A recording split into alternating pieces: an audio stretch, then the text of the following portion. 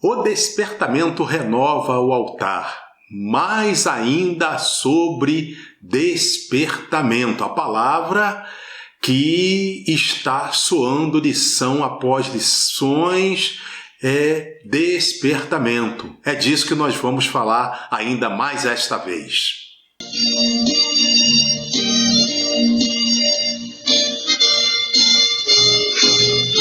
Eu sou o pastor Israel Silva, sou pastor, sou teólogo, sou economista e, sobretudo, sou servo do Deus Altíssimo. Vamos falar mais uma vez sobre essa lição, o despertamento renova o altar. É mais um setor, mais uma variável sobre despertamento. E é muito importante que você curta, compartilhe, dê o like e se inscreva no canal se você ainda não o fez. Isso edifica você, edifica a mim e edifica as outras pessoas que acabam sabendo desse trabalho também por meio de você. O texto áureo assim diz: Então Elias disse a todo o povo: Chegai-vos a mim. E todo o povo se chegou a ele, e reparou o altar do Senhor que estava quebrado. Primeiro livro dos Reis, capítulo 18, versículo 30. Verdade prática. Satanás jamais derrotará o crente cujo altar é constantemente renovado pelo Espírito. Essa palavra vai aparecer mais de uma vez. E no meio bíblico, toda vez que se fala de espírito, sem dizer nada antes e nada depois, assim, simplesmente espírito, está se referindo a Espírito Santo. É uma das maneiras de se referir ao Espírito Santo. Então, é esse caso aqui que nós lemos na Verdade Prática. Leitura bíblica em classe. Esdras, capítulo 3, versículos de 2 a 5 e versículos de 10 a 13. E levantou-se Jesua, filho de Josadaque, e seus irmãos os sacerdotes, e Zorobabel, filho de Sealtiel, e seus irmãos, e edificaram o altar do Deus de Israel, para oferecerem sobre ele holocaustos, como está escrito na lei de Moisés, o homem de Deus. E firmaram o altar sobre as suas bases, porque o terror estava sobre eles, por causa dos povos das terras, e ofereceram sobre ele holocaustos ao Senhor, holocaustos de manhã e de tarde. E celebraram a festa dos tabernáculos, como está escrito, e ofereceram holocaustos de dia em dia, por ordem, conforme o rito, cada coisa no seu dia. E depois disso, o holocausto contínuo, e os das luas novas e de todas as solenidades consagradas ao Senhor, como também de qualquer que oferecia oferta voluntária ao Senhor. Agora vamos para o versículo 10, mas já cabe a gente dar uma explicação, né? Nós lemos dois textos separados. O texto áureo era o livro dos Reis, então falava de Elias nos dias de Acabe, do rei Acabe. Por um lado espiritual, o profeta Elias, e por outro lado, muito mal espiritualmente, o rei Acabe. E agora, nesse texto que estamos lendo, estamos em Esdras. Esdras está relatando nesse capítulo 3 justamente as comemorações por ocasião da construção do segundo templo. É a construção que dá origem até aquele hino muito cantado, né? A glória da segunda casa será maior que a da primeira. É esse texto aqui que estamos lendo em Esdras que se refere à segunda casa. Então agora vamos para o versículo 10. Quando, pois, os edificadores lançaram os alicerces do templo do Senhor, então apresentaram-se os sacerdotes, já paramentados e com trombetas, e os levitas filhos de Asaf com saltérios, para louvarem ao Senhor conforme a instituição de Davi, rei de Israel. E cantavam a reveses, louvando e celebrando ao Senhor, porque é bom, porque a sua benignidade dura para sempre sobre Israel. E todo o povo jubilou com grande júbilo, quando louvou o Senhor pela fundação da casa do Senhor. Porém, muitos dos sacerdotes levitas e chefes dos pais, já velhos, que viram a primeira casa, quando faz essa referência à primeira casa aqui no livro de Esdras, está falando do templo construído pelo rei Salomão, o templo dos dias de Salomão.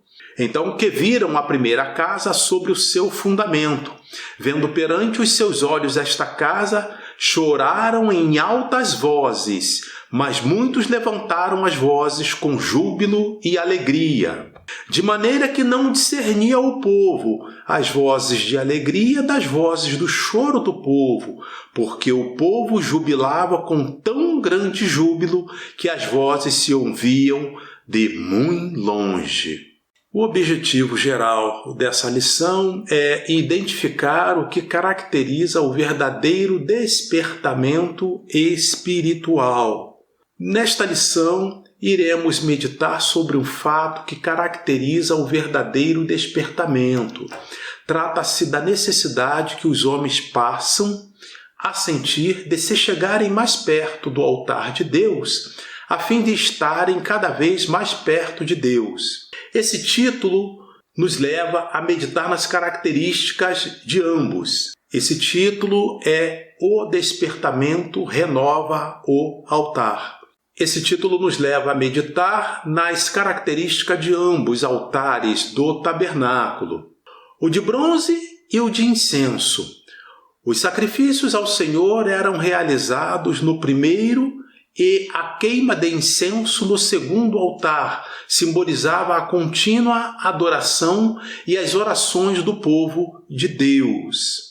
Olhe essa tela e talvez seja o caso de você dar um pause, escutar e depois tornar a pausar.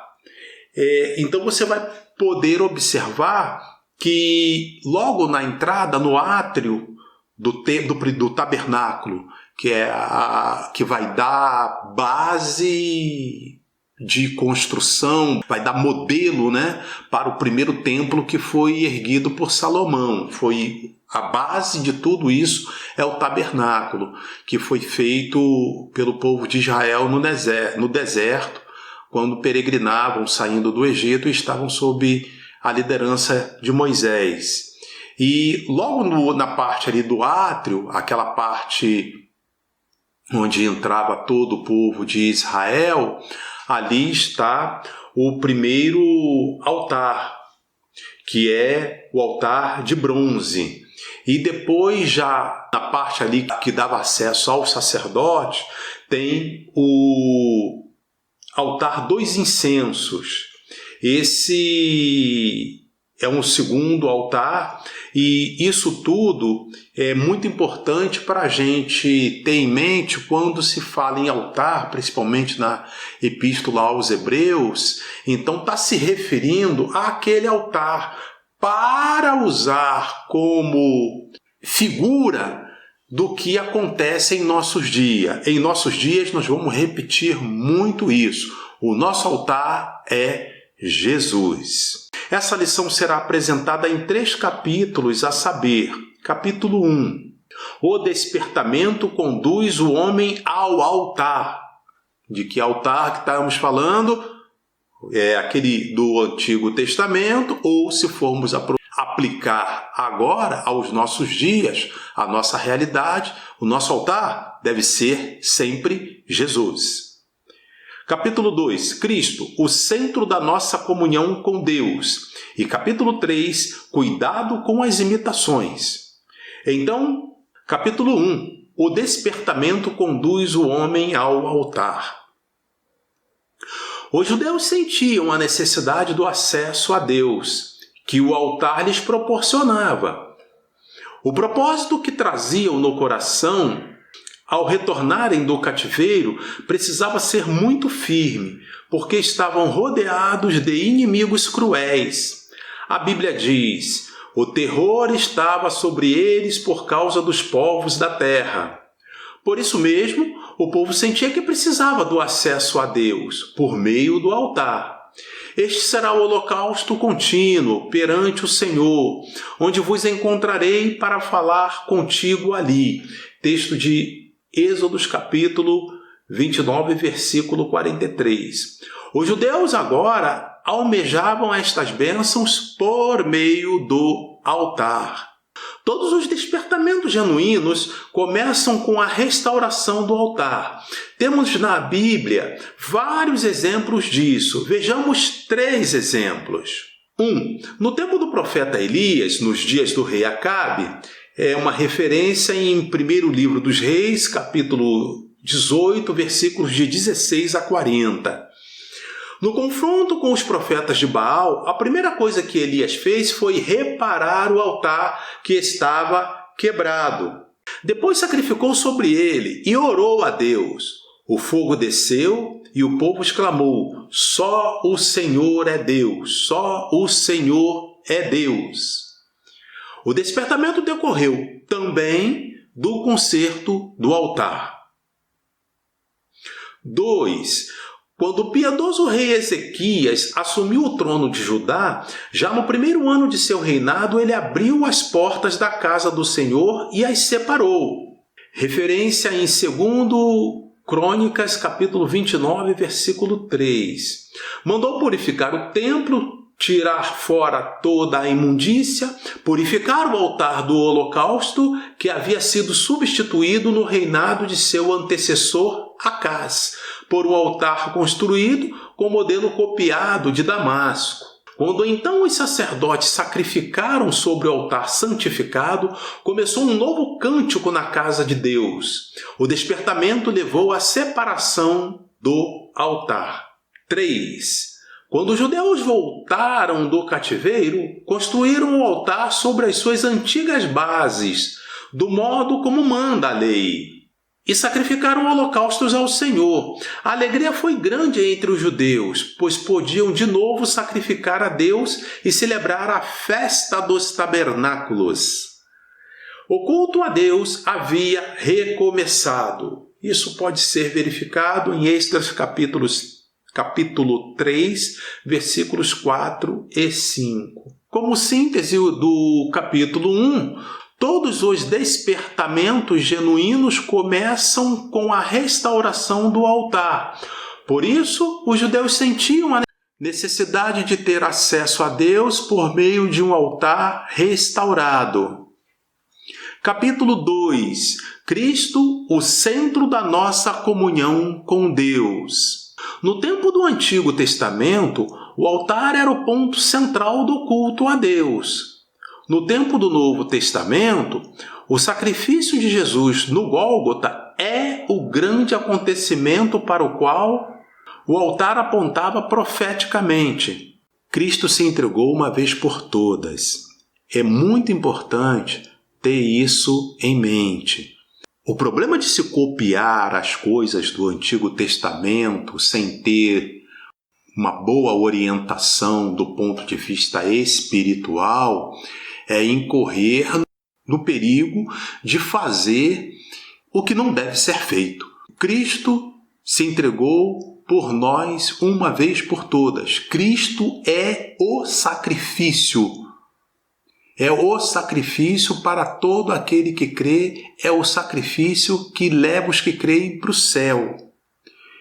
Quando uma pessoa vai fazer sacrifício de qualquer outra coisa, sacrifício de animais, por exemplo, ou até coisa pior que a gente escuta pela imprensa, quando a pessoa faz isso, dentre outros males, dentre outros erros, comete-se também o erro de desfazer, de desconsiderar, de desrespeitar o sacrifício de Jesus na cruz do Calvário. É como se estivesse dizendo para Deus que não acredita, que não aceita, que não reconhece como suficiente o sacrifício de Jesus morrer na cruz para salvar todo aquele que crê. É disso que está se tratando.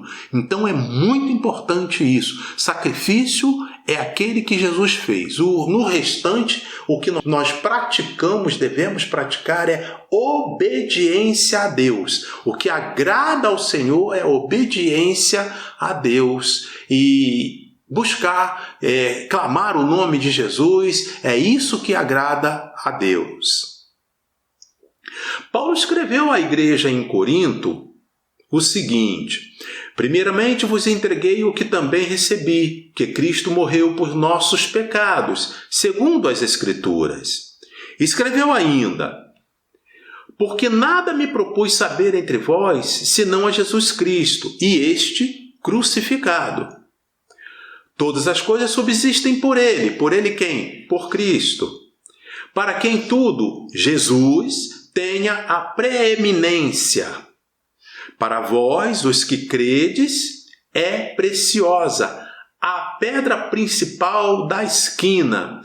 Nós já tivemos algumas lições atrás falando de pedra principal. Acho que é uma lição do mês de maio de 2020.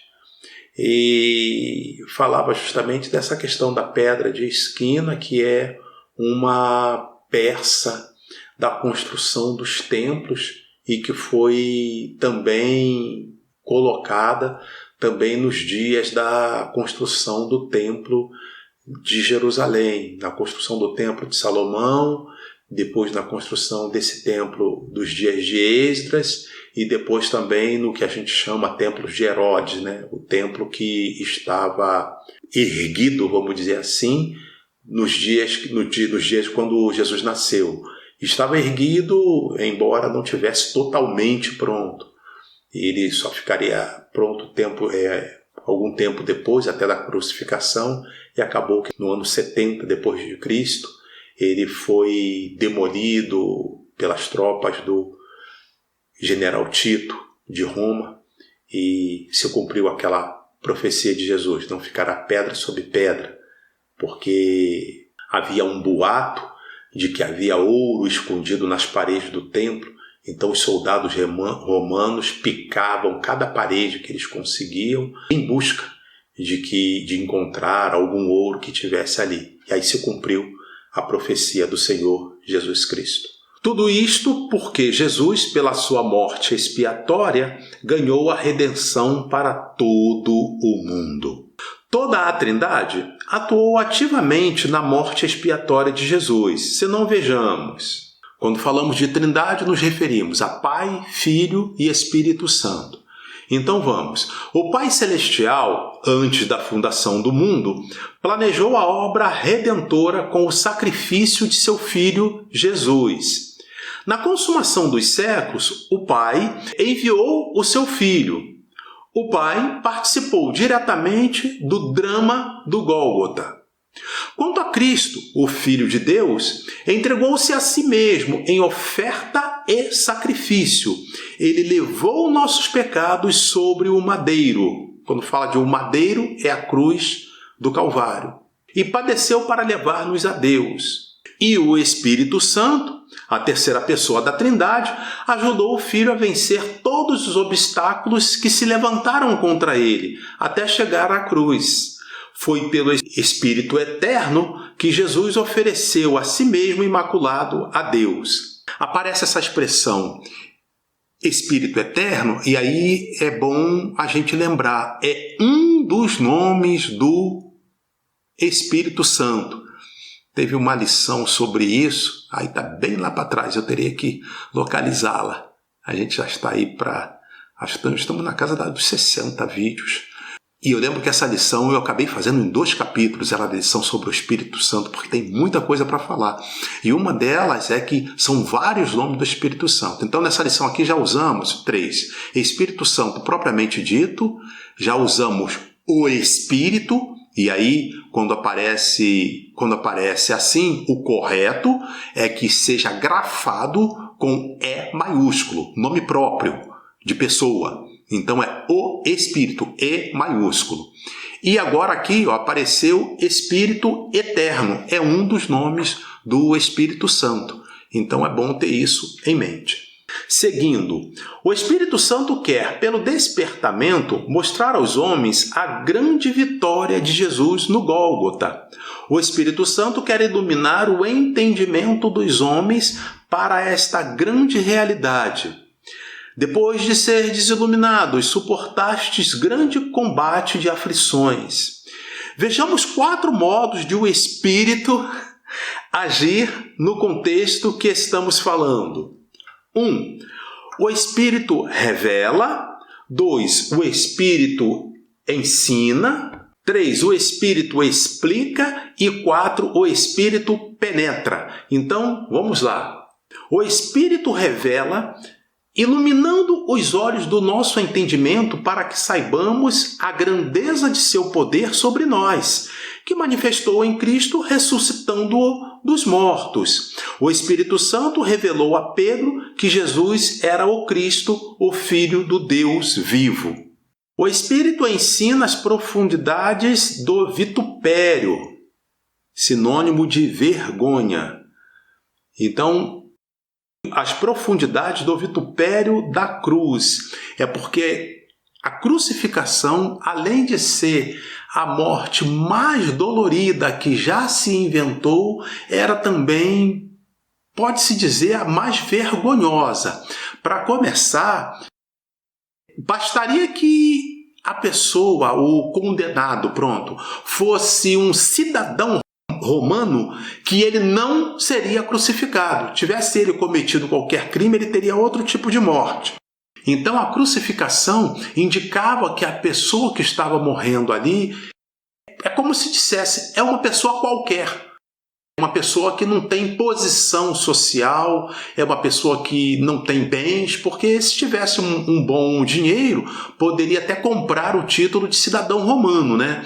Quando Paulo fala com um de seus algozes, estava sendo preso por pregar o evangelho, Paulo diz, olha, eu sou cidadão romano, e depois aquele cidadão diz assim, a pessoa para quem Paulo falou, diz assim para Paulo, retruca a Paulo, você é cidadão romano? Olha, eu a muito custo comprei esse título. Aí Paulo diz, eu o sou de nascimento. Então havia também essa forma, né, de ser cidadão romano por nascimento. Ou então, se tivesse muito dinheiro, as pessoas compravam, porque dava muitos direitos. E a gente vai deixar para detalhar isso mais numa outra lição. Quando Jesus, na estrada de Emaús, explicava aos seus discípulos o que as Escrituras escreveram sobre a sua morte, os corações deles ardiam. Isso para mostrar que o Espírito Santo ensina. O Espírito Santo explica o verdadeiro significado da morte de Jesus na cruz, sobre o infinito alcance do brado está consumado. É uma das palavras que Jesus diz na cruz. Tem até uma obra literária baseada nesse episódio, intitulada As 7 Palavras da Cruz, que na verdade são 7 frases, 7 expressões, e uma delas é justamente essa, está consumado. Deus confirmou esta palavra de seu Filho, fazendo rasgar o véu de alto a baixo. Aí tem aquele hino, né? O véu que separava já não separa mais. Esse véu é o véu que separa o lugar santo do lugar santíssimo. No lugar santíssimo, o sumo sacerdote entrava apenas uma vez por ano para pedir perdão, para fazer a expiação pelos pecados de todo o povo, mostrando à humanidade um novo e vivo caminho que havia sido possível pelo véu, isto é, pela carne de Jesus. Por meio desta vitória, os principados e potestades satânicos foram despojados e Jesus triunfou sobre eles na cruz. Por isto temos nele a vitória, nele em Jesus. Pela fé em Jesus Cristo, podemos vencer o mundo. Por causa do brado "está consumado", a justiça de Cristo agora é oferecida gratuitamente àqueles que crerem em Jesus. E o número 4, o Espírito penetra todas as coisas. A luz da glória de Cristo revelada na cruz é uma luz que tudo manifesta. Quando esta luz ilumina o painel da nossa consciência, como aconteceu com o profeta Isaías, sentimos o grande peso dos nossos pecados e pelo Espírito Santo somos despertados e levados ao arrependimento. É o capítulo 6 de Isaías. No ano em que morreu o rei Uzias, eu vi o Senhor no seu alto e sublime trono, e eu disse: ai de mim que vou perecer, porque sou homem de lábios impuros e habito no meio de homens de impuros lábios, e meus olhos viram o Senhor. Aí depois ele complementa: mas o serafim voou e trouxe uma tenaz, e com ela me tocou os lábios e disse que eu não ia mais morrer. Havia um hino, que descrevia bem isso. Me queima com brasa viva, me queima com brasa viva, me queima com brasa viva do altar. Então é referência a Isaías capítulo 6, logo nos versículos iniciais ali, até o versículo 7. Síntese desse tópico 2. No Novo Testamento, Cristo tornou-se o centro da nossa comunhão com Deus por meio da sua morte expiatória, trazendo redenção a todos os homens. Não temos mais o altar como nosso ponto central de culto a Deus, como no Antigo Testamento. Capítulo 3. Cuidado com as imitações. Alguns dizem que nem todos os despertamentos de hoje têm características que são mencionadas nesta lição. Concordamos plenamente. Já no tempo dos apóstolos, havia movimentos que realmente tinham alguma aparência de sabedoria, em devoção voluntária, humildade e em disciplina do corpo, mas não são, escreve o apóstolo Paulo, de valor algum, senão para a satisfação da carne.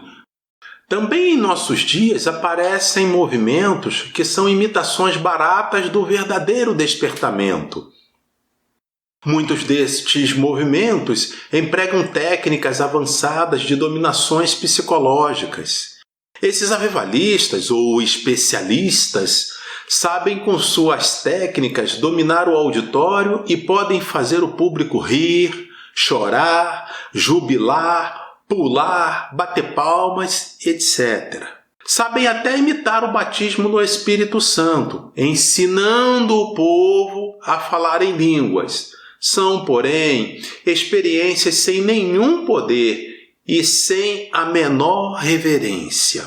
Irmãos, há movimentos que faz de suas reuniões shows com apresentações de cantores evangélicos. Nesses shows dominam aplausos, vaias, gritos, assobios, bebidas alcoólicas, jovens dançando e se requebrando de modo até mesmo sensual, enquanto os hinos estão sendo entoados. Cuidado! Este tipo de imitação pode fazer com que a glória de Deus se afaste. Todo movimento feito sem que o Espírito Santo esteja na direção não pode prosperar. É como uma tartaruga deitada de costas. Movimenta os pés, mas fica no mesmo lugar. Mantenhamos o Espírito Santo na direção. Então veremos cumprir-se a palavra que diz: vão indo de força em força. Salmo 84, versículo 7. Glória a Jesus! A síntese do tópico 3 é que o estudo sistemático da Bíblia é necessário para identificar os movimentos que não têm as características do verdadeiro despertamento espiritual. Além disso, está escrito: o Espírito, e aí referindo-se a Espírito Santo. O Espírito testifica com o meu espírito que sou filho de Deus. Ou testifica com o nosso espírito que somos filhos de Deus. Quando o homem de Deus, a mulher de Deus, serve a Deus com sinceridade, se cumpre na vida dele ou na vida dela o que está escrito: os que confiam no Senhor não serão confundidos. Então, a pessoa que está no Espírito se depara com alguma coisa, às vezes a gente pode ouvir no testemunho: o Senhor falou comigo, o Espírito falou comigo, tá? Digamos que você diz: mas comigo não fala, eu não sou isso tudo. Pois é mesmo que seja a pessoa que teme ao Senhor, mesmo não tendo esses dons de revelação, não tendo isso tudo, não estou desfazendo não, hein? Longe de mim desfazer, mas mesmo que, por exemplo, pode ser o seu caso, né, de você não ter todos esses dons espirituais, mas algo a gente passa a perceber: isso está meio estranho, isso não faz sentido. É como a gente usa aquele termo, né? Fica com a pulga atrás da orelha, não usa isso? E dali a gente sai, a gente vai orar, aí lê uma passagem bíblica, faz uma leitura diária, assiste o culto, assiste um vídeo como esse que você está fazendo, e aí as suas dúvidas começam a ser desvanecidas, acabam sendo eliminadas, porque aí você sente Deus falando com você e te trazendo a realidade, porque vai se cumprir. Os que confiam no Senhor não serão confundidos. Às vezes, num primeiro momento, pode até ser que você tenha uma certa indecisão, mas depois, quando você aprofunda aquela questão diante de Deus, buscando a Deus, Deus não vai deixar você ser confundido. Eu costumo dizer, em outra linguagem, né, mas é um conteúdo parecido, que Deus, quando fala a seu servo, a sua serva, ele fala a primeira vez, fala a segunda vez e pode falar até mais, até aquele servo, até aquela serva, até aquele irmão, até aquela irmã entender. A partir daquele momento, Deus silencia. Deus não diz mais nada. Eu uso assim uma expressão, né? Se Deus falou: olha, sai do lugar A e vá ao lugar B. Quando a pessoa entende: será que foi Deus mesmo? Mas será que isso não é coisa da minha cabeça? E tal. Deus vai confirmar. Se foi Deus, Deus vai confirmar. Quando você tem certeza, você já é capaz de falar para as pessoas: Deus falou para mim para eu sair do lugar A e ir para o lugar B. Você já sabe que Deus mandou. Deus não fala mais. Aí é com você. Mas como é que a gente vai fazer essa viagem? Vai de caminhão, vai de ônibus, vai de carro, vai de bicicleta, vai a pé, vai de cavalo, vai de jegue? Bom, aí isso é problema seu. Vai de avião, isso é problema seu. Vai de acordo com a sua realidade. Mas se Deus falou, a decisão agora é com você. Concluindo, o despertamento renova o altar. Significa dizer que renova a comunhão com Deus dos que creem. Ou renova a comunhão dos que crerem com Deus.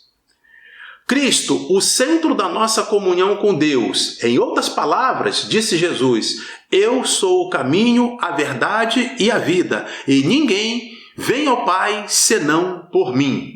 Cuidado com as imitações, porque o diabo veio para matar, roubar e destruir. Porém, o Senhor Jesus veio para que tivéssemos vida e vida com abundância. Texto de João 10:10.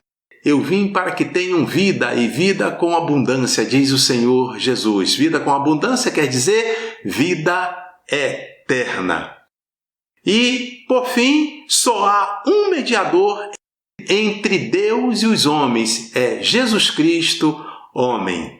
Deus abençoe você e sua casa. Se você assistiu até aqui, curta, compartilhe, dê o like, se inscreva no canal e ajude a abençoar outras pessoas. Deus abençoe você e sua casa. Em nome de Jesus, amém.